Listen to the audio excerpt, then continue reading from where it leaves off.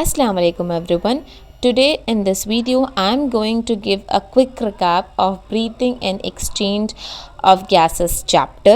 Within 20 to 30 minutes ये chapter आपका पूरा रिवाइज कराने वाली हूँ मैं, तो वीडियो को लास्ट तक ज़रूर देखें। तो चलिए शुरू करते हैं। First, what do you mean by breathing? देखिए, ब्रीथिंग एंड रेस्पिरेशन में थोड़ा सा फ़र्क होता है, थोड़ा सा डिफरेंस होता है ब्रीथिंग एंड रेस्पिरेशन में। ब्रीथिंग में आप देखते हैं, ब्रीथिंग यानी कि जो आप इनहेल एंड एक्सहेल करते हैं, it's nothing but breathing. Respiration मतलब एक्सचेंज ऑफ गैसेस, एटमॉस्फेरिक से एक्सचेंज ऑफ गैसेस, यानी कि गैसेस कौन से हो गए? Oxygen and carbon dioxide. This exchange of gases is known as respiration. Here is a given activity that you have to perform. Place your hand on the chest and you can feel the movement of your chest moving up and down. It's due to breathing. So place your hand on chest. As you notice, where you are inhaling, the chest is moving up, and when you are exhaling, the chest is moving down. This is because of breathing. सो चलिए आगे बढ़ते हैं। अब देखते हैं respiratory organs की तरफ। Respiratory organs में कौन कौन से ऑर्गन्स आते हैं? आपके डिफरेंट ऑर्गेनिजम्स के डिफरेंट रेस्पिरेटरी ऑर्गन्स होते हैं। तो ये जो क्लासिफिकेशन है किसके बेसिस पे होता है? हैबिटेट के बेसिस पे होता है और लेवल ऑफ ऑर्गेनाइजेशन के बेसिस पे। हैबिटेट यानी कि ये जो ऑर्गेनिज्म है कहाँ पर रहता है, उसके हैबिटेट क्या है, कहाँ पर ये रहता है, इसको हम बोलते हैं habitat. And level of organisation, level of organisation यानी कि उसका सेल लेवल है या टिश्यू लेवल है, ऑर्गन लेवल है, ये सभी इसको हम बोलते हैं लेवल ऑफ ऑर्गेनाइजेशन। तो जो इनवर्टिब्रेट्स होते हैं, जो लोअर इनवर्टिब्रेट होते हैं, जैसे कि स्पॉन्जेस, सीलेंट्रेट्स और फ्लैटवर्म, इनमें जो है exchange of gases simple diffusion से होता है और उनकी बॉडी सरफेस के थ्रू होता है। This is by this simple diffusion. Earthworm में देखते हैं, अर्थवर्म जो है मॉइस्ट क्यूटिकल यानी कि उनके स्किन को यूज़ करके रेस्पिरेशन करते हैं। अब बात करते हैं इंसेक्ट्स की। इंसेक्ट्स में देखते हैं हम एक नेटवर्क ऑफ ट्यूब्स होता है जिसे हम कहते हैं ट्रैकिया। ये टेरेस्ट्रियल अर्थ इंसेक्ट्स में पाए जाते हैं और एक्वाटिक इंसेक्ट्स में आप देखेंगे उनके पास होते हैं gills for their respiration. Mollusc में देखेंगे आप, उनके पास होते हैं मोलस्का में लंग्स, वास्कुलराइज्ड बैक जिसे हम कहते हैं लंग्स, इसके थ्रू ये रेस्पिरेशन होता है। जो रेस्पिरेशन लंग्स के थ्रू होता है उसे हम कहते हैं pulmonary रेस्पिरेशंस।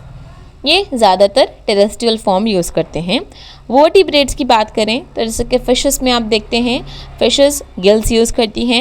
Amphibians, reptiles, birds and mammals, ये जितने भी हैं लंग्स से रेस्पायर करते हैं। लेकिन यहाँ पर एक एक्सेप्शन वाला पॉइंट आता है जो कि है frogs. Frogs belong to amphibians but they respire through their moist skin. जो स्किन के थ्रू रेस्पिरेशन होता है उसे हम कहते हैं क्यूटेनियस रेस्पिरेशन। ये पॉइंट आपने बहुत अच्छे से याद रखना है स्टूडेंट्स कि यहाँ पर बताया जा रहा है कि एम्फीबियंस, रेप्टाइल्स और मैमल्स तो लंग्स के थ्रू रेस्पायर करते हैं, लेकिन एक ऐसा ऑर्गेनिज्म है जो कि फ्रॉग, वो रेस्पिरेशन अपनी मॉइस्ट स्किन के थ्रू करता है। Next, moving on to the human respiratory system. अब हम ह्यूमन रेस्पिरेटरी सिस्टम के बारे में बात करेंगे। रेस्पिरेटरी सिस्टम में क्या क्या चीज़ें होती हैं, इसके थ्रू हम रेस्पिरेशन कर सकते हैं। तो यहाँ पर मैंने ये मेरी ही एनसीईआरटी है जिसको मैंने अच्छे से हाईलाइट किया है। इम्पॉर्टेंट पॉइंट्स जो भी हैं उसको मैंने हाईलाइट किया है अलग अलग कलर्स के साथ। कलर कोडिंग भी है उसमें, पिंक और ग्रीन अलग कलर के साथ उसमें है। अब यहाँ पर एक मैंने फ़्लो चार्ट बनाया है, जैसे कि आप देख सकते हैं यहाँ पर मैंने एक फ़्लो चार्ट बनाया है। ये फ़्लो चार्ट के इससे ये पूरा पैराग्राफ मैंने रिप्रेजेंट किया है, पूरे पैराग्राफ को मैंने फ़्लो चार्ट के फॉर्म में रिप्रेजेंट किया है। तो चलिए सबसे पहले शुरू करते हैं ह्यूमन रेस्पिरेटरी सिस्टम। तो जो रेस्पिरेशन होता है वो कहाँ से स्टार्ट होता है? रेस्पिरेशन देखेंगे आप पेयर ऑफ नॉस्ट्रल्स के। नॉस्ट्रल जैसे कि आप लोगों को मालूम ही होगा कि जो हमारी अपर लिप्स है, नोज़ के पास दो एक्सटर्नल ओपनिंग्स हैं, उसे हम कहते हैं नॉस्ट्रल्स। नॉस्ट्रल्स के थ्रू ये जो एयर है, जो हमने सांस लिया था, इनहेल किया था, एयर अंदर नॉस्ट्रल्स में पास हो गई। नॉस्ट्रल से that it moves to the nasal chamber. Nasal chamber जो नोज के पास एक चेम्बर होता है उसे हम कहते हैं नेसल चेम्बर। नेसल चेम्बर से ये जाती है pharynx. Pharynx is the common passage for both food and air. Food और एयर दोनों यहाँ पर फेरिंग्स में मौजूद होते हैं। फेरिंग्स से then it will go to the larynx. Larynx में जाती है ये। Larynx this is called the sound box, जिससे हमारी आवाज़ निकल सकती है उसे हम कहते हैं साउंड बॉक्स, उसका नाम है लेरिंग्स। लेरिंग्स से ये एयर जाती है ट्रेकिया के पास। ट्रेकिया में आप देखेंगे जब आप अपने नेक पे आप थोड़ा सा हाथ रखकर आप सेंसेशन फील कर सकते हैं, आपको थोड़ी हार्डनेस नज़र आएगी। ट्रेकिया के पास होते हैं कार्टिलेजनस रिंग्स।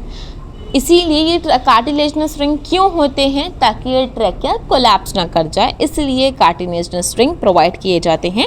कार्टिलेजनस रिंग जहाँ पर आप यहाँ आपके गले पर आप हाथ रखकर देखेंगे तो आपको हार्डनेस उसकी फील होगी।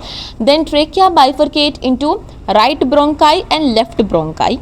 ये ब्रोंकाई सिंगुलर है bronchi. Then it ends to the bronchioles. Right bronchi से कहाँ पर जाते हैं, ब्रोंक्यूल्स पे। ब्रोंक्यूल से कहाँ जाते हैं, टर्मिनल ब्रोंक्यूल्स। पहले bronchi, bronchioles, terminal bronchioles and then it will go to the alveoli. ये जो पैसेज है बच्चों बहुत ज़्यादा इंपॉर्टेंट है, ये आपको अच्छे से याद रखना चाहिए कि ये क्या पैसेज है, किस थ्रू। ये पूरा जो फ्लो चार्ट यहाँ पर मैंने रिप्रेजेंट किया है ये बहुत ज़्यादा इंपॉर्टेंट फ्लो चार्ट है। आप भी अपने बुक्स में उसको उतार कर अच्छे से रिवाइज कर सकते हैं। रिविजन के लिए ये बहुत हेल्पफुल होने वाला है। तो चलिए हम आगे देखते हैं अब एल्वेलाई। एल्वेलाई देखेंगे, एल्वेलाई है vascularised bag like structure. Alveoli जो है वैस्कुलर बैग लाइक स्ट्रक्चर है जो हमारे लंग में मौजूद होती है, और ये bronchi, bronchioles and alveoli compromises the lungs. Lungs में क्या भरा हुआ है, ब्रोंकाइल, ब्रोंक्यूल्स एंड एल्वेलाई। देखेंगे हमारे पास कितने लंग्स हैं, we have a pair of lungs, 2 lungs हैं हमारे पास। वी हैव 2 लंग्स, 2 लंग्स हैं हमारे पास, जो कि लंग्स की कवरिंग है double layered pleura.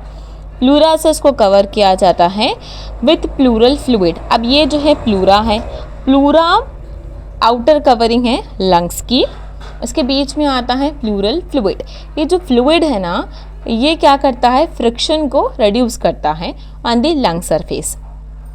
The outer pleura is in close contact with the thoracic chamber. Thoracic chamber के ज़्यादा क्लोज कॉन्टैक्ट में ये है।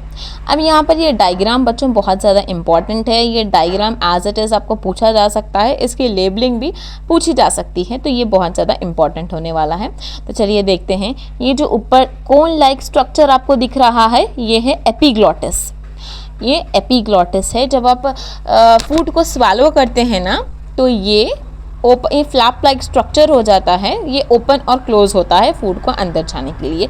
ये लैरिंग्स है। मैंने पहले कहा था ना, लैरिंग्स is the sound box, this is the larynx. देखिए ये ट्रैकिया है। अब यहाँ पर आपके गले में जब आप हाथ लगा कर देखेंगे तो आपको ये हार्डनेस फील होगी, ये है ट्रैकिया। और ये जो है ये डार्क रिंग लाइक स्ट्रक्चर्स देख रहे हैं, ये है आपके कार्टिलेजनस रिंग।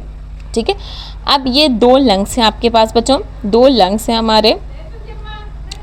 देखिए आप यहाँ पर ये जो ट्रेकिया है ये डिवाइड हो गया है ब्रोंकाइस में। यहाँ पर ब्रोंकाई, ब्रोंक्यूल्स बन जाता है। ये जो मेम्ब्रेन आप लोगों को नज़र आ रही है, ये मेम्ब्रेन, ये जो ऑरेंज कलर की ये जो मेम्ब्रेन दिख रही है ये है प्लूरल मेम्ब्रेन। ये जो आउटर कवरिंग है उसको हम बोलते हैं प्लूरल। एल्वेलाई देखिए बच्चों, ये आपके हैं एल्वेलाई। ठीक है, एल्वेलाई कैसे दिखते हैं, एक बैग लाइक स्ट्रक्चर, बलून जैसे दिखते हैं ना वैसे बलून लाइक स्ट्रक्चर होते हैं उनके। ये बलून लाइक स्ट्रक्चर होते हैं, उनमें बहुत सारी ब्लड वेसल्स होती हैं, वो एक गुच्छे होते हैं, उसके ऊपर होती हैं बहुत सारी ब्लड वेसल्स। ठीक है, ये जो है इसके अंदर का यहाँ पर आप देख सकते हैं, ये है प्लूरल फ्लूइड और ये ब्रोंक्यूल्स हैं। ये जो आपको मसल दिख रही है ये डोम शेप जो है, ये क्या है बच्चों, ये है डायफ्राम। डायफ्राम ये, चलिए अब हम आगे बढ़ते हैं। ये देखेंगे the part starting with the external nostrils up to the terminal bronchioles. ये क्या कॉन्स्टिट्यूट करता है, कंडक्टिंग पार्ट। ठीक है, ये है आपका कंडक्टिंग पार्ट वेराज एल्वेलाई और जो ब्रोंक्यूल्स हैं वो है रेस्पिरेटरी और एक्सचेंज पार्ट। ये भी बहुत इंपॉर्टेंट क्वेश्चन है बच्चों, ये प्रीवियस ईयर में पूछा गया हुआ क्वेश्चन है, तो इस पे आपको ज़्यादा फोकस करना है। ये जो नॉस्ट्रल, एक्सटर्नल नॉस्ट्रल से कहाँ तक का पार्ट, टर्मिनल ब्रोंक्यूल का उतना पार्ट जो है उसको हम बोलते हैं कंडक्टिंग पार्ट, और एल्वेलाई से जो आता है उसको हम बोलते हैं रेस्पिरेटरी पार्ट। ठीक है, जो कंडक्टिंग पार्ट है transverse the atmospheric air. Conducting part का काम क्या होता है स्टूडेंट्स, ये कंडक्टिंग पार्ट एटमॉस्फेरिक एयर को ट्रांसपोर्ट करता है किसके पास, एल्वेलाई के पास। अब ये जो एल्वेलाई होता है, अब ये जो कंडक्टिंग पार्ट था एल्वेलाई को ट्रांसफ़र कर दिया, और उसका और एक फंक्शन जो है फॉरेन पार्टिकल्स को क्लीन अप करना, एयर को ह्यूमिडिफाइज करना, ये सब जो है इसके फंक्शंस होते हैं। ठीक है, exchange part is the site of the actual diffusion of O2 and CO2। ये जो एक्सचेंज वाला पार्ट है एल्वेलाई और एंडेड डक्ट्स, वो जो एक्सचेंज वाला पार्ट है, एल्वेलाई का फंक्शन ही क्या है, गैसेस का एक्सचेंज। ये एक्सचेंज पार्ट एक्चुअल डिफ्यूजन होता है, किसके बीच में होता है, एटमॉस्फेरिक गैसेस के बीच में और ब्लड के बीच में। ठीक है, अब हम नेक्स्ट बढ़ते हैं लंग्स की तरफ। लंग्स जो है कहाँ पर सिचुएटेड है, थोरैसिक चेम्बर पे। अब बॉडी के आपके दो पार्ट्स हैं, देखिए जहाँ पर आपका स्टमक वाला रीजन होता है वो है आपका एब्डोमिनल पार्ट, और जहाँ पर आपके लंग्स हार्ट आते हैं वो है आपका थोरैसिक चेम्बर। तो लंग्स बेटा आपके कहाँ पर सिचुएटेड हैं, थोरैसिक चेम्बर में। ये भी एक अच्छा क्वेश्चन बन सकता है कि लंग्स कहाँ पर सिचुएटेड है, थोरैसिक चेम्बर में। ये जो है एयर टाइट चेम्बर है, पूरा एयर टाइट चेम्बर है ये थोरैसिक चेम्बर। कैसा बना हुआ है देखो, थोरैसिक पूरा जो चेम्बर है लंग्स इस फॉर्म डॉर्सली, तो डॉर्सली यानी कि पीछे से, dorsally by the vertebral column. जैसे कि आपकी स्पाइनल कॉर्ड है, पीछे आपकी स्पाइनल कॉर्ड है ना, तो वो उससे प्रोटेक्टेड है। वेंट्रली, वेंट्रली यानी कि सामने से, किससे, स्टर्नम। स्टर्नम जो है एक बोन है, जब हम आगे के चैप्टर्स पढ़ेंगे फिजियोलॉजी के, जब यहाँ पर आपको अच्छे से समझ पाएगा कि स्टर्नम होती क्या। स्टर्नम, अब जैसे कि आप यहाँ पर देख सकते हैं कि मैंने यहाँ पर फिगर लगाया हुआ है कि स्टर्नम का, स्टर्नम कुछ ऐसी बोन दिखती है। Laterally by the ribs, laterally यानी कि साइड से, साइड से जो है किससे प्रोटेक्टेड है, रिब्स से। रिब्स यानी कि आपके रिब्स आपको मालूम ही होगा, यहाँ पर मैंने पिक्चर लगाई है उसके रिब्स की भी। एंड लोअर साइड, जो लोअर साइड है मैंने आपको मसल दिखाया था स्टूडेंट्स एक, वो है डोम शेप डायफ्राम। ठीक है, ये पूरा सेटअप है, ये एक थोरैसिक चेम्बर है, वो प्रोटेक्टेड है डॉर्सली। ये भी क्वेश्चन आता है, डॉर्सली किससे प्रोटेक्टेड है, वर्टिबल कॉलम से, जिसको हम स्पाइनल कॉर्ड कहते हैं। वेंट्रली स्टर्नम से कनेक्टेड है, लेटरली रिब से कनेक्टेड है, और लोअर साइड पे डोम शेप डायफ्राम है। ठीक है, anatomical setup of the lungs जो है थोरैसिक रीजन में ऐसा सेटअप किया गया है कि any change in the volume of the thoracic cavity will be reflected in the lungs. बहुत थोड़ी भी चेंजेस हो जाती है तो वो अच्छे तरीके से रिफ्लेक्ट हो जाता है।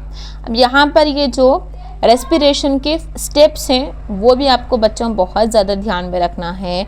ये स्टेप्स को आपको शफल करके पूछा जा सकता है कि फर्स्ट स्टेप कौन सा है, सेकंड स्टेप कौन सा है, थर्ड, फोर्थ, ये सब स्टेप्स आपको बाय हार्ट याद होने चाहिए और अच्छे से समझ भी आने चाहिए।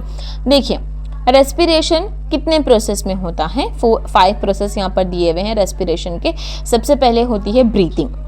ब्रीथिंग जिसे हम क्या कहते हैं, इनहेल और एक्सहेल करना, कॉमन लैंग्वेज में हम कहते हैं इनहेल और एक्सहेल, ब्रीथिंग बोलते हैं उसको। ब्रीथिंग और पल्मोनरी वेंटिलेशन एक ही मतलब है। By which atmospheric air is drawn in, से हम क्या करते हैं, एटमॉस्फेरिक एयर हमारे अंदर आती है और CO2 रिच जो एयर होती है वो हम बाहर रिलीज आउट कर देते हैं। डिफ्यूजन ऑफ गैसेस, अब देखेंगे गैसेस डिफ्यूज हो जाते हैं एल्वेलाई के मेम्ब्रेन में। कौन सी गैसेस हैं, ऑक्सीजन और CO2, ये याद रखना है। Then it is followed by the transport of gases, transport हो जाता है गैसेस का कहाँ पर, ब्लड पर। अब पहले यहाँ पर देखिए 2 बार डिफ्यूजन आ रहा है। पहले होती है diffusion of gases across the alveolar membrane, alveoli के मेम्ब्रेन में डिफ्यूजन होती है। देन उसके बाद होती है ब्लड और टिश्यूज़ के बीच में, ये भी आपको बच्चों ध्यान रखना है, पहले अल्वेलाई में होती है, देन ब्लड एंड टिश्यूज़ में होती है, फिर utilisation of the oxygen by the cells for catabolic. अब ये जो रेस्पिरेशन हो गई, रेस्पिरेशन होने के बाद क्या होता है ऑक्सीजन का, अब यहाँ पर हम क्या करेंगे, ऑक्सीजन का यूटिलाइजेशन करेंगे। कौन लेते हैं ये ऑक्सीजन, सेल्स ले लेते हैं कैटाबॉलिक रिएक्शंस के लिए, और जो CO2 है वो हम रिलीज आउट कर देते हैं। ठीक है, आई होप ये आपको रेस्पिरेशन के स्टेप्स आपको समझ में आ गए होंगे अच्छे से। अब हम नेक्स्ट बढ़ते हैं, मैकेनिज्म ऑफ ब्रीथिंग। ये बहुत इंपॉर्टेंट कॉन्सेप्ट है बच्चों, आप इसको अच्छे से ध्यान से सुनिए, मैं बहुत ही जल्दी आपको इसे रिवाइज करा देने वाली हूँ। देखिए, मैकेनिज्म ऑफ ब्रीथिंग, ब्रीथिंग का मैकेनिज्म क्या है, कैसे ब्रीथिंग हमारी होती है, इसमें ये दिखाया गया है। ब्रीथिंग में देखिए बच्चों 2 स्टेजेस होती हैं। इंस्पिरेशन, इंस्पिरेशन यानी कि कॉमनली अगर मैं कहूँ तो इनहेल, ठीक है, इनहेल को इंस्पिरेशन कहते हैं, जिससे हम एयर को ड्रॉन करते हैं। एंड एक्सपिरेशन मतलब एल्वेलर एयर, जो कि CO2 था उसको हम आउट करते हैं, उसे हम कहते हैं एक्सपिरेशन। एक्सपिरेशन यानी कि एक्सहेल, इंस्पिरेशन यानी कि इनहेल। ठीक है, ये आपको डिफरेंस मालूम होना चाहिए। Movement of air into and out of the lung is carried out by creating pressure gradient. जो हमारा ये मूवमेंट होता है इन एंड आउट लंग्स का, किसकी वजह से होता है, प्रेशर ग्रेडियंट की वजह से ही होता है ये, between the lungs and the atmosphere. अब देखो बच्चों, inspiration can occur if the pressure with in the lungs, ये बहुत इंपॉर्टेंट लाइन्स हैं, इसीलिए मैंने इसे हाईलाइट किया है। जो हाईलाइटेड लाइन्स हैं वो बहुत इंपॉर्टेंट है, इस पर आप थोड़ा अच्छे से ज़्यादा फोकस कीजिए। इंस्पिरेशन जो है कैसा अकर होता है, इंस्पिरेशन होता कैसा है, जब pressure with in the lungs, यानी कि लंग्स के अंदर का जो प्रेशर है, जिसे हम क्या कहते हैं, इंट्रा पल्मोनरी प्रेशर, यानी कि इंट्रा अंदर, पल्मोनरी यानी कि लंग्स का pressure, is less than the atmospheric pressure, यानी कि लंग्स का जो प्रेशर है वो कम रहना चाहिए, किससे, एटमॉस्फेरिक प्रेशर से, ये बोल रहा है, जब जाकर आपकी रेस्पिरेशन होती है। यहाँ पर मैं एक छोटे से यहाँ पर दिखाई हूँ आपको, ये pressure inversely proportional to volume है। अगर प्रेशर ज़्यादा होगा तो वॉल्यूम कम होगी।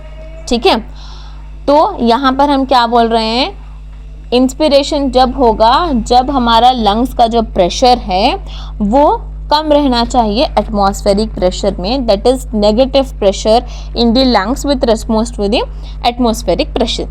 प्रेशर ज़्यादा रहना चाहिए और वॉल्यूम कम रहना चाहिए। देखिए, जब हम सांस लेते हैं तो आपको प्रेशर लगाना पड़ता है। ठीक है, सांस लेने के लिए जब ऐसा करते हैं आप प्रेशर लगाते हैं, तो प्रेशर ज़्यादा चाहिए और वॉल्यूम लंग्स में कम रहनी चाहिए।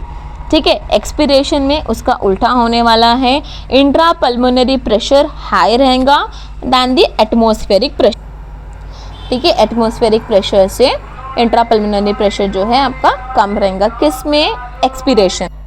अब हम आगे बढ़ते हैं डायफ्राम पे। डायफ्राम जो है एक स्पेशलाइज्ड मसल है, एक्सटर्नल और इंटरकॉस्टल मसल से बिटवीन द रिब्स होती है। इंस्पिरेशन इनिशिएटेड यानी कि स्टार्ट कैसा होता है, contraction of diaphragm, diaphragm contract होता है तो increase in the volume of the thoracic chamber. ये किस तरह इसमें होती है, एंटीरियो पोस्टीरियर, ऐसा दिखा देती हूँ, एंटीरियो पोस्टीरियर एक्सिस में ये वॉल्यूम इंक्रीज होगी। The contraction of external intercostal muscle lift up the ribs, ये एक्सटर्नल इंटरकॉस्टल मसल्स हैं, ये मसल का नेम है एक्सटर्नल इंटरकॉस्टल मसल। इनकी कॉन्ट्रैक्शन से लिफ्ट जो आपके रिब्स हैं वो अपवर्ड होते हैं। जैसे कि आप पहले हम एक्टिविटी कर रहे थे चैप्टर के स्टार्टिंग में ही हम करके देखे थे कि जब हम इनहेल करते हैं तो हमारे रिब्स जो हैं ऊपर आते हैं, आउटवर्ड्स ऊपर उठ जाते हैं, तो इस वजह से ही उठते हैं कि कॉन्ट्रैक्शन होता है किसका, एक्सटर्नल इंटरकॉस्टल मसल्स का। Increase the volume in the thoracic chamber in the dorsoventral axis में, वहाँ पर यहाँ कहाँ था, एंटीरियो पोस्टीरियर एक्सिस था और यहाँ पर डॉर्सोवेंट्रल एक्सिस में इंक्रीज हो रहा है। ठीक है, अब यहाँ पर ये डायग्राम भी बच्चों बहुत ज़्यादा इम्पॉर्टेंट है। ये डायग्राम आपका है इंस्पिरेशन का एंड दिस इज एक्सपिरेशन। ये दोनों डायग्राम्स बच्चों बहुत ज़्यादा इम्पॉर्टेंट है। ये डायग्राम्स देकर पूछा जा सकता है कि ये किसका डायग्राम है, इंस्पिरेशन का है कि एक्सपिरेशन का है। अब एरो मार्क को यहाँ पर अच्छे से फॉलो कीजिए। ठीक है, यहाँ पर देखिए ये हवा अंदर जा रही है। ठीक है, तो ये क्या मतलब है, एयर अंदर जा रही है मतलब इंस्पिरेशन हो रहा है। और डायफ्राम का शेप आप यहाँ पर देखिए, जब आप इनहेल करते हैं ना, डायफ्राम एकदम कॉन्ट्रैक्ट हो जाता है, डायफ्राम कॉन्ट्रैक्ट हो जाता है, यहाँ पर बता रहा है ना पोजीशन, डायफ्राम कॉन्ट्रैक्टेड। ये दो चीज़ें आपको याद रखनी है कि डायग्राम आपको जब आइडेंटिफाई करने के लिए पूछा जाता है कि ये इंस्पिरेशन वाला है या एक्सपिरेशन वाला डायग्राम है, तो आप एरो देखेंगे पहले कि एयर कहाँ पर जा रही है, अंदर जा रही है या बाहर जा रही है, और डायफ्राम का पोजीशन क्या है, कॉन्ट्रैक्टेड है कि रिलैक्स्ड है, वो देखेंगे। अब यहाँ पर आप देखेंगे ये जो डायग्राम है ये है एक्सपिरेशन वाला डायग्राम, जैसे कि आप देख सकते हैं कि एयर जो है एक्सपेल्ड फ्रॉम द लंग्स, और जो डायफ्राम है वो रिलैक्स्ड पोजीशन में है। और डायफ्राम का जो पोजीशन है ना वो है डोम शेप्ड, डोम शेप उसकी शेप है, डोम शेप्ड हो जाता है जब रिलैक्स होता है। जब हम एक्सपिरेशन करते हैं, उसको हम बोले एक्सपिरेशन जब हम करते हैं तो डायफ्राम रिलैक्स्ड हो जाता है, इंस्पिरेशन जब हम करते हैं डायफ्राम कॉन्ट्रैक्ट हो जाता है।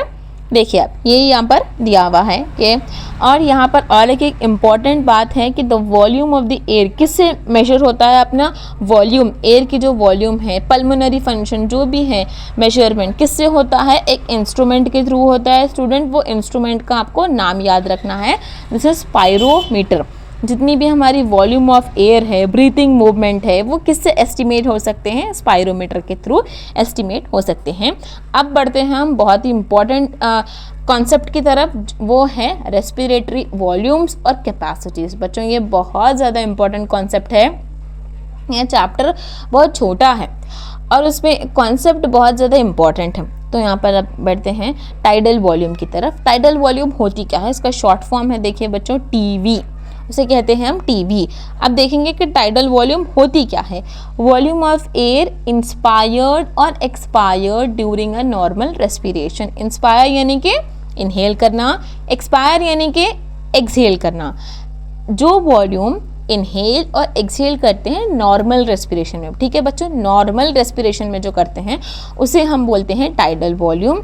ये वैल्यूज़ उसकी याद रखना पड़ेगा आपको कि कितनी है, ये 500 ml, कितनी है 500 ml है अप्रॉक्स।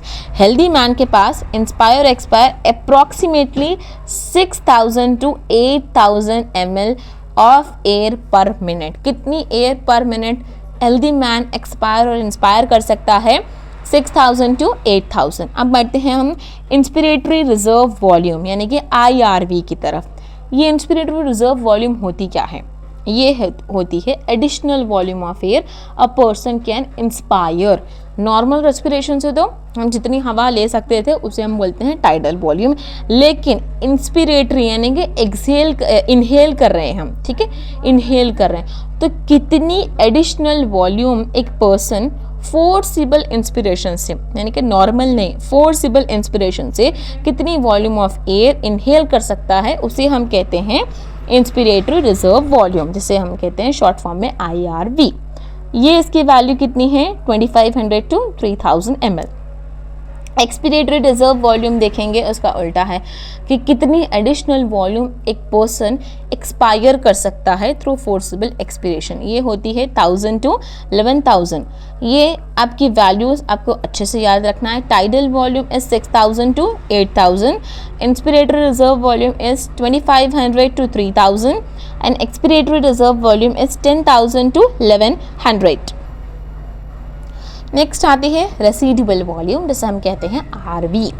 रेसिडुअल वॉल्यूम क्या होती है, वॉल्यूम ऑफ एयर जो आपके लंग्स में बच जो हमेशा रहती है। कितना भी आप इंस्पायर कर लीजिए, एक्सपायर कर लीजिए, थोड़ी बहुत वॉल्यूम आपके लंग्स में रहती है ताकि वह लंग्स कोलैप्स ना कर जाए, उसे हम कहते हैं रेसिडुअल वॉल्यूम।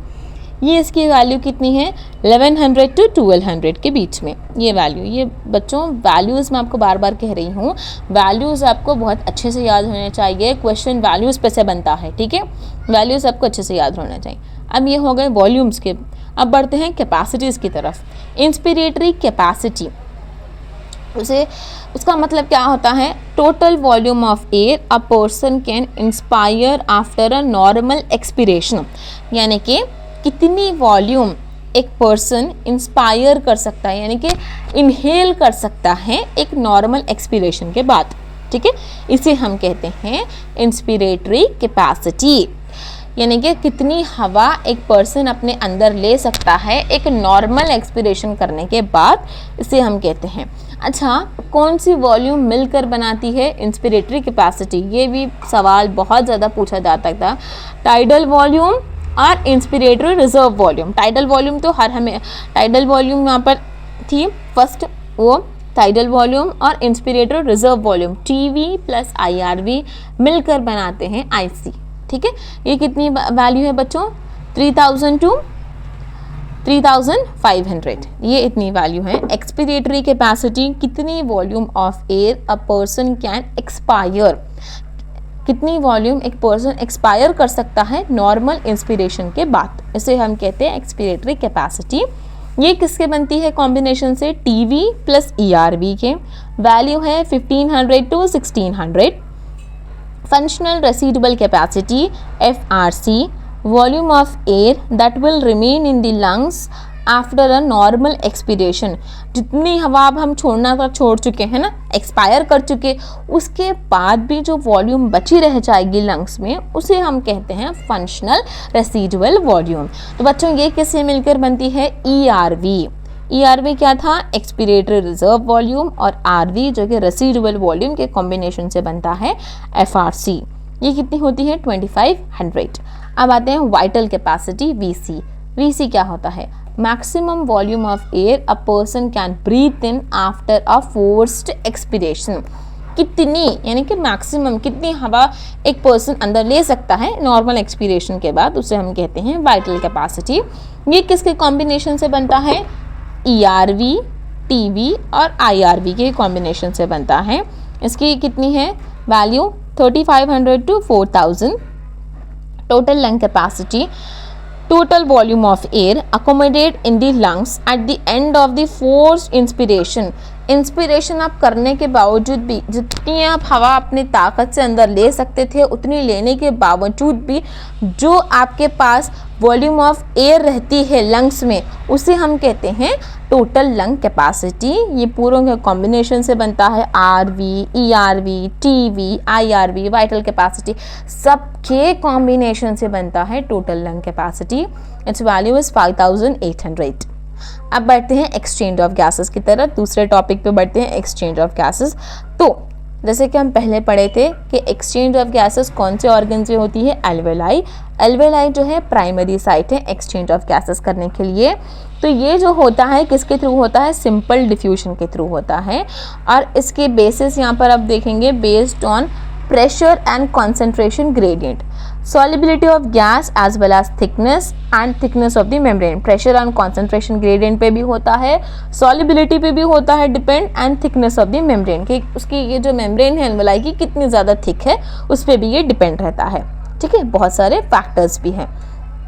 आप देखेंगे आप pressure contributed bye an individual gas, ये जो बॉक्स है ना बच्चों, ये बहुत ज़्यादा इम्पॉर्टेंट बॉक्स है, उसको आपको अच्छे से याद रखना होगा कि रेस्पिरेटरी गैसेस, रेस्पिरेटरी गैस यानी कि ऑक्सीजन और CO2, ये दो गैसेस हैं। एटमॉस्फेरिक एयर में इनका परसेंटेज कितना है? कितना है एटमॉस्फेरिक एयर में? यहाँ पर दिखाया गया है कि 159 है। ऑक्सीजन का जो है एटमॉस्फेरिक एयर में कितना है? 159। एल्वेलाई में कितना है? 104। ब्लड जो कि डीऑक्सीजनेटेड ब्लड है उसमें है 40, ऑक्सीजनेटेड ब्लड में है 95 और टिश्यूज़ में है 40। ठीक है, ये आपका हो गया ऑक्सीजन की परसेंटेज।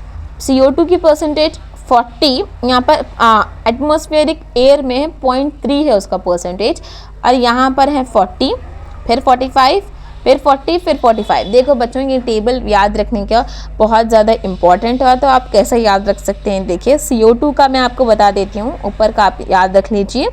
CO2 का मैं आपको बताती हूँ। CO2 में देखो एटमॉस्फेरिक एयर में बहुत कम रहती है CO2, तो इसलिए 0.3।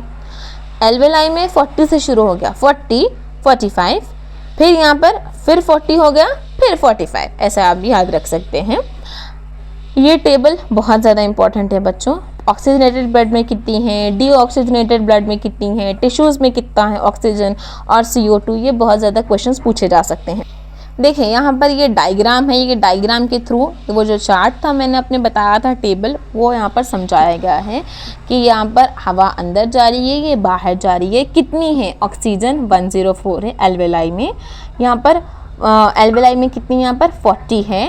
ये जो है ब्लू कलर के दिखाया है, ये पल्मोनरी आर्टरी है, ठीक है। ये सिस्टमैटिक वेन्स है कैरिंग डीऑक्सीजनेटेड ब्लड, ये डीऑक्सीजनेटेड ब्लड कैरी कर रहे हैं। कौन? Systematic veins. सिस्टमैटिक वेन्स बच्चों डीऑक्सीजनेटेड ब्लड कैरी करती हैं। इसका परसेंटेज यहाँ पर हम देखेंगे, डीऑक्सीजनेटेड ब्लड में ऑक्सीजन 40 mm ऑफ Hd है, CO2 45 mm ऑफ Hd है। अब यहाँ पर ये जो रेड कलर के जो दिख रहे हैं ना, ये जो ब्लू वाला पोर्शन है ये डीऑक्सीजनेटेड वाला है, और ये जो रेड वाला जो पोर्शन है वो है ऑक्सीजनेटेड वाला। पल्मोनरी वेन जो है ऑक्सीजनेटेड ब्लड कैरी करती है। उसमें परसेंटेज देखेंगे आप ऑक्सीजन का 95 mm ऑफ Hd है, CO2 का देखेंगे 40 mm ऑफ Hd है, ठीक है। अब हम नेक्स्ट बढ़ते हैं ये डायग्राम की तरफ, जो कि है एल्वेलाई का डायग्राम। ये एल्वेलर के कैविटी है, यहाँ पर एयर इन और आउट हो रही है। यहाँ पर आप जैसे कि देख सकते हैं, ये जो है यहाँ पर ये है स्क्वैमस एपिथेलियम, ये वॉल है एल्वेलाई की जो कि एक ही सेल से बनी हुई है, और नीचे एल्वेलाई के बहुत सारे ब्लड वेसल्स होती हैं। देखिए ये ब्लड कैपिलरीज है, ब्लड कैपिलरीज के अंदर यहाँ पर रेड ब्लड सेल्स हैं। ये जो है ना, ये येलो कलर का जो बीच का मेम्ब्रेन है एल्वेलाई और ब्लड वेसल के बीच, उसको हम कहते हैं बेसमेंट सब्सटेंस, और ये जो है endothelium of the blood capillaries, ये RBCs है, ठीक है। यहाँ पर हो गया। यहाँ पर ये बहुत ज़्यादा इंपॉर्टेंट लाइन है बच्चों, सॉल्युबिलिटी ऑफ CO2 जो है, यानी कि कितना जल्दी सॉल्युबल हो सकता है CO2, is 20 to 25 times higher than the oxygen. ये बहुत इंपॉर्टेंट लाइन है कि सॉल्युबिलिटी ऑफ CO2 जो है 20 to 25 टाइम्स हायर है। किसकी सॉल्युबिलिटी? CO2 की 20 to 25 टाइम हायर है दैन दी ऑक्सीजन, ठीक है। यहाँ पर देखेंगे डिफ्यूजन मेम्ब्रेन, ये जो मेम्ब्रेन है ना कितने लेयर से बनी हुई है? ये मेम्ब्रेन बनी हुई है 3 लेयर से। ये 3 लेयर्स का नाम आपको अच्छे से याद होना चाहिए। थिन स्क्वैमस एपिथेलियम, यानी कि जो स्क्वैमस एपिथेलियम है वो फर्स्ट लेयर है, उसके बाद एल्वेलाई आएंगी, उसके बाद एंडोथेलियम ऑफ एल्वेलर कैपिलरीज और बेसमेंट मेम्ब्रेन आ जाएंगी, ठीक है। लेकिन इसके अलावा देखें बच्चों, टोटल थिकनेस भी जो है वो is much less than 1 millimetre. जो उसकी थिकनेस है ना बच्चों, वो कितनी है? 1 मिलीमीटर से भी कम है। Therefore all factors are favourable for the diffusion of O2। Oxygen का डिफ्यूजन होता है एल्वेलाई से टिश्यूज की तरफ। ऑक्सीजन डिफ्यूज होता है एल्वेलाई से टिश्यूज, और CO2 जाता है टिश्यूज से एल्वेलाई। देखिए इसको मैं समझा सकती हूँ कि ऑक्सीजन अपने को टिश्यूज को देना था। हम क्या करते हैं, जो भी हमारा डीऑक्सीजनेटेड जो CO2 रहती है वो हम टिश्यूज से लेकर आकर एल्वेलाई को देते हैं। एल्वेलाई का काम ही क्या है? एक्सचेंज करना, प्यूरिफाई करना उसको, ठीक है। तो जो प्यूरिफाई हुए वाली जो एयर रहती है, जैसे हम ऑक्सीजन कहते हैं, वो ऑक्सीजन जाता है टिश्यूज को, और टिश्यूज से CO2 आकर एल्वेलाई पे जाता है। अब बढ़ते हैं ट्रांसपोर्ट ऑफ गैसेस की तरफ। ट्रांसपोर्ट ऑफ गैसेस में देखो, ब्लड जो है बहुत अच्छा मीडियम है ट्रांसपोर्ट ऑफ गैस करने के लिए ऑक्सीजन और CO2 में। ये परसेंटेज बच्चों हमको याद रखनी है कि 97% of oxygen is transported by the RBC। कितना परसेंट ऑफ ऑक्सीजन ट्रांसपोर्ट करता है? 97% ऑक्सीजन किससे ट्रांसपोर्ट होता है? RBC से। और रिमेनिंग जो 3% है ना वो बच्चों, वो डिजॉल्व फॉर्म ऑफ प्लाज्मा से ट्रांसपोर्ट करता है। अब देखेंगे CO2 की तरफ, 20 to 25% CO2 RBC से ट्रांसपोर्ट होते हैं, whereas जो 70% है वो बाइकार्बोनेट आयन में ट्रांसपोर्ट करते हैं, और जो 7% CO2 है वो dissolve form as the plasma से हो जाता है। अब हम देखेंगे, पहले ट्रांसपोर्ट ऑफ ऑक्सीजन की बात करें हैं, उसके बाद आगे बढ़ते हैं ट्रांसपोर्ट ऑफ CO2 की तरफ। ट्रांसपोर्ट ऑफ ऑक्सीजन में देखें, हीमोग्लोबिन जो है, ऑक्सीजन के पास हीमोग्लोबिन है ना, हीमोग्लोबिन रेड कलर जिसमें आयरन कंटेनिंग पिगमेंट आता, इसीलिए हम उसको कहते हैं हीमोग्लोबिन। हीमोग्लोबिन प्रेजेंट रहता है RBC के पास। Oxygen bind with the haemoglobin, oxygen के पास एफिनिटी है टुवर्ड्स द हीमोग्लोबिन और वो बाइंड हो जाता है, ठीक है। यहाँ पर देखिए, each haemoglobin molecule carry 4 oxygen. Haemoglobin के पास ना जगह होती है एक कैपेसिटी होती है उसके पास कि 4 ऑक्सीजन मॉलिक्यूल उन अपने से अटैच कर सकता है, ठीक है। Binding of the oxygen with the haemoglobin is primarily related to the partial pressure of the oxygen, partial pressure of oxygen से रिलेटेड होता है। अब यहाँ पर ये जो पूरा पैराग्राफ है ये किससे समझाया गया है, ये एक कर्व के थ्रू समझाया गया है जिसे हम कहते हैं ऑक्सीजन डिसएसोसिएशन कर्व, ODC कहते हैं हम जिसे, ठीक है। पार्शियल प्रेशर ऑफ ऑक्सीजन कितना था, प्रेशर ऑक्सीजन का और CO2 का, इस पे ग्राफ बनाया गया है। तो यहाँ पर आपको ये दोनों के जब बीच में हम ग्राफ बनाते हैं एक सिग्मॉइड कर्व आपको मिलती है। क्या मिलती है, सिग्मॉइड कर्व। यहाँ पर मैंने एक पॉइंट लिखा है कि डिसएसोसिएशन यानी कि टूटना, डिसएसोसिएशन यानी कि सेपरेट हो जाना, वो होता है टिश्यूज में। एसोसिएशन यानी कि मिक्स्ड हो जाना, कंबाइन होना, वो होता है अल्वेलाई में। ये भी इम्पॉर्टेंट है बच्चों, ये आपको याद रखना है, ठीक है।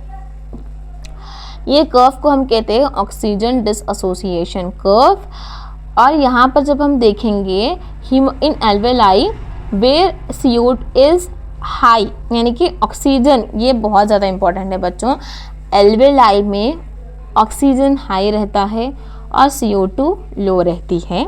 और CO2 लो तो बाकी सब लो उसके साथ, H+ लो, टेम्परेचर लो और सभी लो।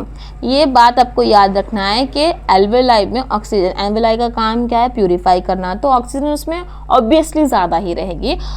एल्वेलाई में ऑक्सीजन ज़्यादा रहती है और टिश्यूज़ में जो है ऑक्सीजन कम रहती है। जैसे कि यहाँ पर देखो टिश्यूज़ में ऑक्सीजन कम है, टिश्यू उसका अपोजिट रहता है CO2, ठीक है। अगर ऑक्सीजन कम तो CO2 हाई, जैसा CO2 रहेगा वैसे बाकी के हाई टेम्परेचर, कॉन्सेंट्रेशन, ये सब, ठीक है।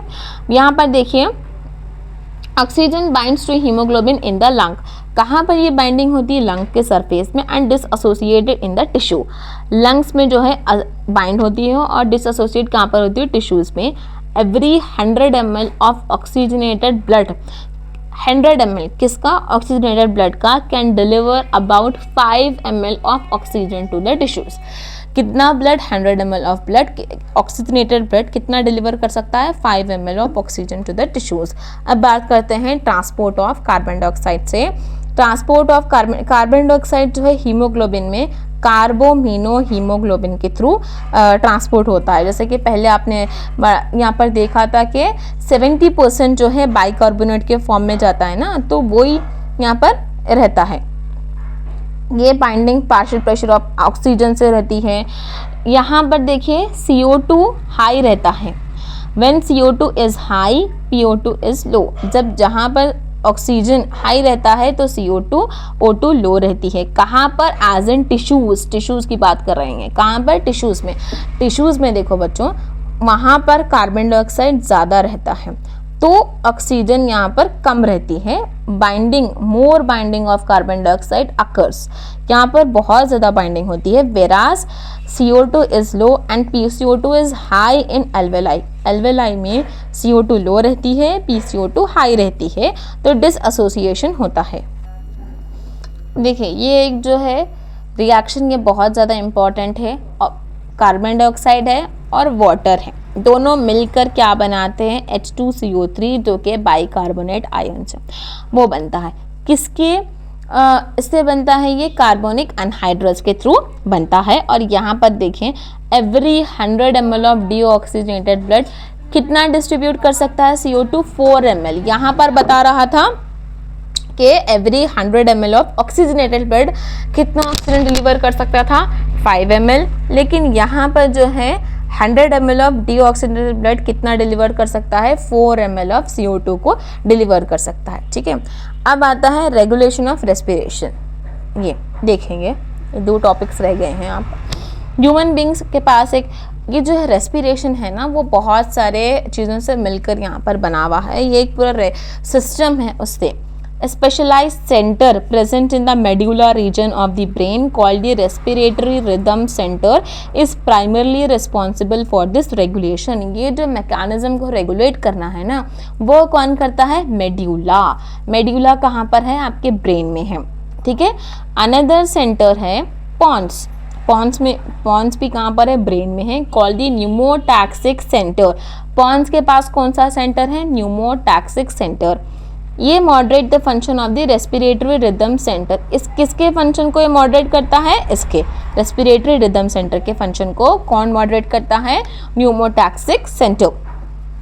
अब यहाँ पर बात करते हैं हम और एक है chemosensitive area is situated adjacent to the rhythm centre, यानी कि एडजेसेंट यानी कि सामने, कीमोसेंसिटिव एरिया है रिदम सेंटर के सामने adjacent, which is highly sensitive to CO2। ये बहुत ज़्यादा इंपॉर्टेंट है बच्चों कि किसकी जो है ना सेंसिटिव एरिया वो किसके सेंसिटिव है, ये किसके लिए हाईली सेंसिटिव है, CO2 के लिए हाईली सेंसिटिव है एंड हाइड्रोजन आयंस के लिए हाईली सेंसिटिव है। देन यहाँ पर आता है receptors associated with the aortic arch and carotid artery can also recognize the changes in the CO2। ये जो aortic arch है and carotid artery है, ये आपके changes जब होते हैं concentration में, ये उसे अच्छे से recognize कर सकते हैं। The role of the oxygen in regulation of respiratory rhythm centre यहाँ पर बहुत ज़्यादा सिग्निफिकेंट है। अब जो लास्ट टॉपिक है और इम्पॉर्टेंट टॉपिक भी है उसे देखते हैं हम, disorders of respiratory system. Disorders क्या क्या हैं, आज़मा, इसमें हम अस्थमा नहीं कहना है, आज़मा कहना है। आज़मा जो है डिफ़िकल्टी इन ब्रीथिंग, यानी कि ब्रीथिंग में डिफ़िकल्टी होना, उसे हम प्राइमरली आज़मा कहते हैं। इसमें क्या होता है, वीजिंग होती है, किसकी वजह से, इन्फ्लेमेशन की वजह से। किस में होता है, ब्रोंकाई एंड ब्रोंक्यूल्स में। आज़मा is condition which results in the difficulty in the breathing causing wheezing due to inflammation in of bronchi and bronchioles। Inflammation होती है ब्रोंकाई एंड ब्रोंक्यूल्स में, इस वजह से डिफिकल्टी इन ब्रीथिंग हो सकती है। इस कंडीशन को हम कहते हैं आज़मा। Next is emphysema. एम्फाइसीमा जो है क्रॉनिक डिसऑर्डर है जिसमें एल्वेलर वॉल्स जो है डैमेज हो जाती हैं ड्यू टू रेस्पिरेटरी, उसका सरफेस है ना, एल्वेलाई वॉल्स जो होती है ना एल्वेलाई की, वो डैमेज हो जाती है और रेस्पिरेटरी सरफेस पे जो है डिक्रीज हो जाता है। ये एम्फाइसीमा क्यों होता है, सिगरेट स्मोकिंग इसका मेजर कॉज है, इस वजह से ये एम्फाइसीमा होता है। ये क्रॉनिक डिसऑर्डर है जिस पे एल्वेलर वॉल्स डैमेज हो जाती हैं और रेस्पिरेटरी सरफेस, ये भी इंपॉर्टेंट, रेस्पिरेटरी सरफेस यहाँ पर डिक्रीज हो। Next is occupational respiratory disorder, जो कि कोई भी वर्क के प्लेसेस पे हो सकती है, जैसे कि इंडस्ट्रीज़ रहते हैं थोड़े बहुत, जहाँ पर ग्राइंडिंग ऑफ स्टोन, ब्रेकिंग ये सब होता है, जिससे बहुत ज़्यादा डस्ट निकलता है। ये डस्ट जो है हार्मफुल हो सकता है, तो इन्फ्लेमेशन हो सकती है, जिसे फाइब्रोसिस बोलते हैं हम, fibrosis and this causing serious lung damage. तो इसीलिए यहाँ के वर्कर्स को मास्क पहनकर रहना चाहिए। ये डिसीजेस को हम क्या बोलते हैं, ऑक्यूपेशनल रेस्पिरेटरी डिसीजेस। तो ये था quick recap of breathing and respiratory exchange of gases का। आई होप आपको ये मेरा एक्सप्लेनेशन समझ में आया होगा। नेक्स्ट किस टॉपिक पे आपको वीडियो चाहिए इस पर आप कमेंट कर सकते हैं। Thank you for watching, stay tuned for more upcoming videos.